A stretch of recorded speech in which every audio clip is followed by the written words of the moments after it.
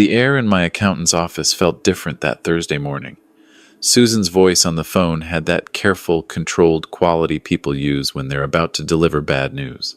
"Mr. Chen, I need you to come in today, if possible. There's something in your quarterly review that I can't explain over the phone, but we need to talk immediately." I'd known Susan for 15 years. She'd done my taxes since I opened Chen's Garden, my restaurant in downtown Portland. She didn't do drama. If Susan sounded worried, something was seriously wrong. "I'll be there in 20 minutes, I told her. The drive felt longer than it was. I kept thinking about what could be wrong. Had I made a mistake on something? Was the IRS auditing me? At 62, I'd built a comfortable life. The restaurant did well. I owned my home outright and had a rental property. My retirement accounts were healthy, or at least they were supposed to be. My wife, Margaret, had passed 3 years ago. Pancreatic cancer. 6 weeks from diagnosis to funeral. The grief had nearly destroyed me. She was the organized one, the one who handled our finances, who made sure everything ran smoothly. After she died, Marcus, my son, had stepped up. He'd insisted on getting power of attorney, just in case something happened to me. "Dad, you're getting older. What if you have a medical emergency? Someone needs to be able to handle things." It had seemed practical at the time, responsible even. Marcus was 32, confident, always talking about his tech startup. He'd been working on it for 4 years now, some kind of app that was going to revolutionize the restaurant supply chain. I didn't fully understand it, but I was proud. My son, the entrepreneur, I'd given him $150,000 last year to invest in the business. It was doing well, he said. Just needed time to scale. He and his wife Amanda had been living in my rental property for 2 years now, rent-free, just until the startup takes off. "Dad, we need to keep overhead low." Amanda worked in marketing, or so she said. Something about social media consulting. They seemed busy enough, always on their phones, always in meetings. My daughter Lisa was 28, a 4th-grade teacher in Beaverton. She visited when she could, but teaching kept her busy. She and Marcus had never been particularly close. Different personalities. Marcus was the flashy one, always had big plans. Lisa was steady, practical, like her mother. Susan's office was in a small building near Pioneer Square. She met me at the door, her face serious. "Robert, come in. Sit down." She pulled up her computer screen and turned it toward me. "I was doing your quarterly tax review, and I noticed something. There was a transfer from your retirement account 4 months ago. $200,000. Did you authorize that?" My stomach dropped. 200,000? No, absolutely not. That's what I was afraid of. Susan's finger traced across the screen. "The transfer was initiated electronically, using your credentials. It went to an account at a different bank. I called them. The account is in Marcus's name." I felt cold. Marcus has my power of attorney for medical emergencies. "A financial power of attorney is different from a medical one," Susan said gently. "And this? Robert, this wasn't an emergency transfer. This was methodical. Let me show you something else." She pulled up more documents. Over the past 6 months, there had been smaller transfers. 5,000 here, 10,000 there. All to Marcus, all using my credentials. "How much total?" My voice sounded hollow. "Combined with what you gave him last year? $365,000. I sat there, staring at the numbers. That was most of my retirement. The money Margaret and I had saved for 30 years. "There's one more thing," Susan said. "I did some research. Marcus's startup, it doesn't exist. There's no business registration, no LLC, no tax filings, nothing." The room seemed to tilt.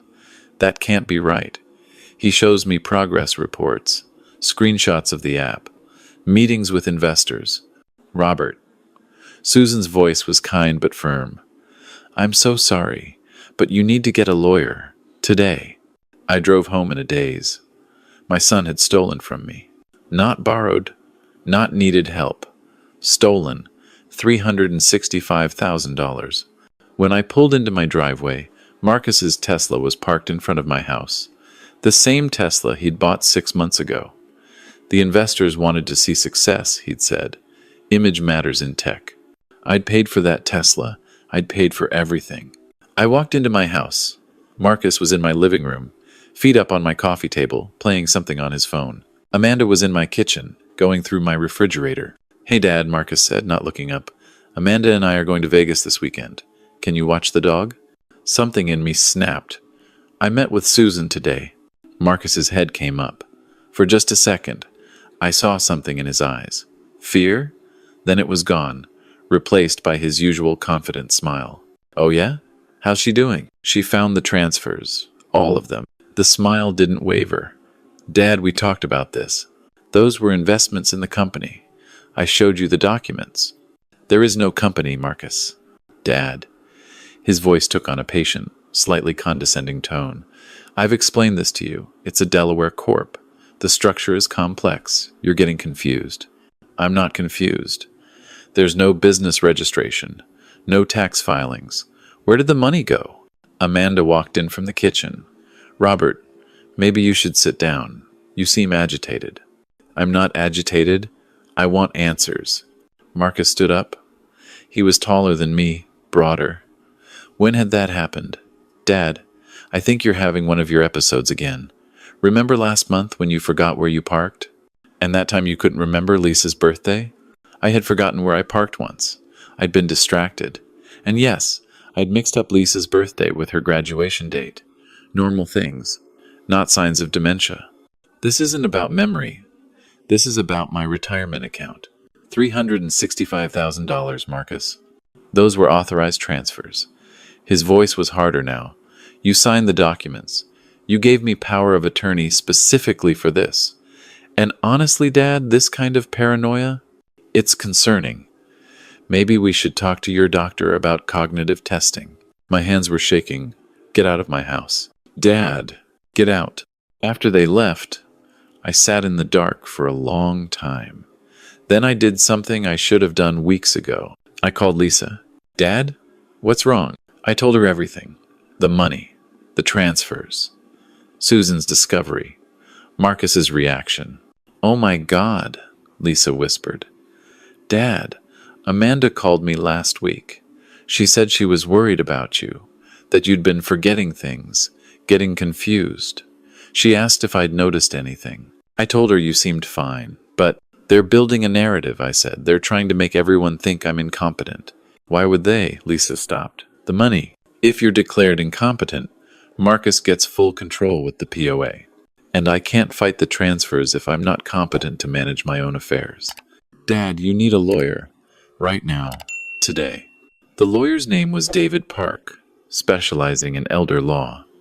Lisa found him, made the appointment, drove with me to his office that same afternoon.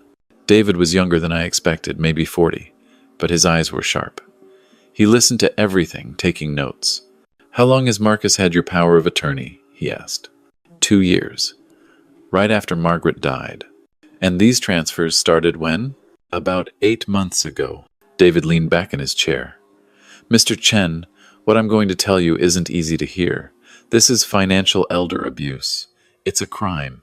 But proving it, especially with a power of attorney in place, is complicated. We need evidence that he acted against your interests and without your informed consent. I never consented to those transfers. Can you prove that? If this goes to court, Marcus will say you authorized everything. He'll bring up the memory issues he's documented. He'll say you're confused, possibly declining cognitively. We need to show a pattern of deception and exploitation. How? David smiled, but it wasn't a pleasant smile. We get creative, and we move fast. But Mr. Chen, you need to understand this might get ugly. This is your son. Are you prepared for that?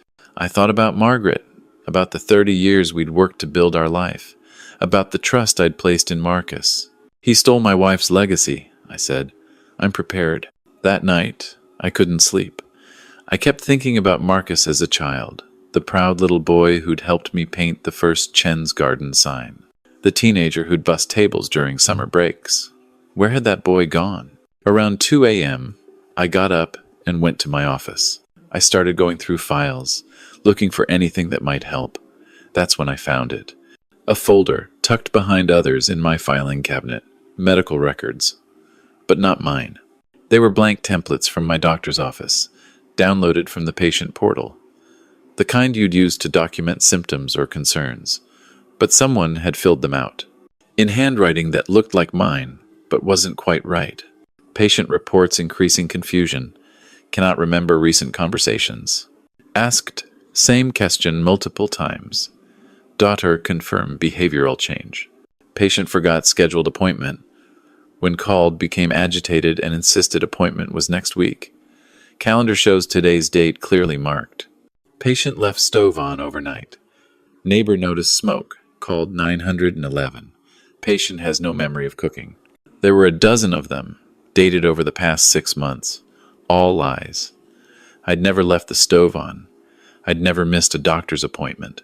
They were building a case, documenting incompetency. When had they planned to use these? My phone rang, 3 a.m. It was Marcus. Dad, I'm worried about you. You seemed really confused today. Maybe we should schedule that cognitive test. There are some great memory care facilities in Beaverton. Amanda and I have been researching them. Memory care. They wanted to put me in a home. I'm not confused, Marcus. And I'm not going anywhere. Dad, you're not thinking clearly. This is exactly what we're talking about. You need help. Professional help. And honestly, living alone isn't safe anymore. What if you fall? What if there's a fire? What if you steal the rest of my money? Silence. Then, I'm trying to help you, but if you're going to be hostile, maybe we need to have a doctor make these decisions for you, for your own safety. He hung up. I sat there in the dark, my heart pounding. They were going to have me declared incompetent, lock me away, take everything. I called David Park's emergency line.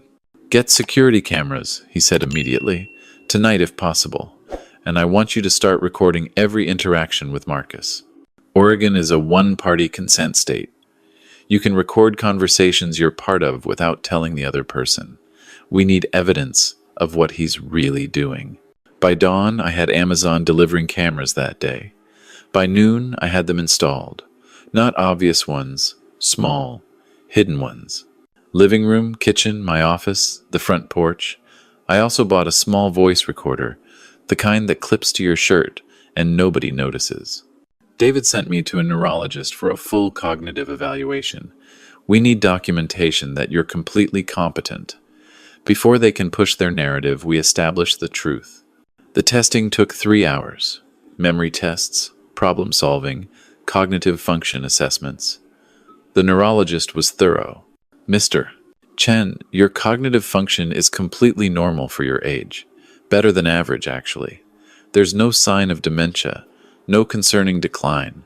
Whoever told you otherwise was wrong. I got that in writing. Dated, signed, official. That afternoon, Marcus and Amanda came by unannounced. This time, I was ready. The cameras were recording. The voice recorder was in my shirt pocket. Dad, we need to talk about your living situation, Amanda started. This house is too much for you to maintain alone. The house is fine, but it could sell for, what, $700,000 in this market? Marcus leaned against my kitchen counter. My kitchen, in my house that I'd paid off 15 years ago. You could move somewhere smaller, easier. We found a great assisted living community. I don't need assisted living. Dad, you're not being realistic. Marcus's voice had an edge now. You're 62. You're going to need care eventually. Better to plan now than wait until there's a crisis. Is that what this is? Planning? Or are you trying to get your hands on the house too? Amanda's face went cold. That's a horrible thing to say. Is it?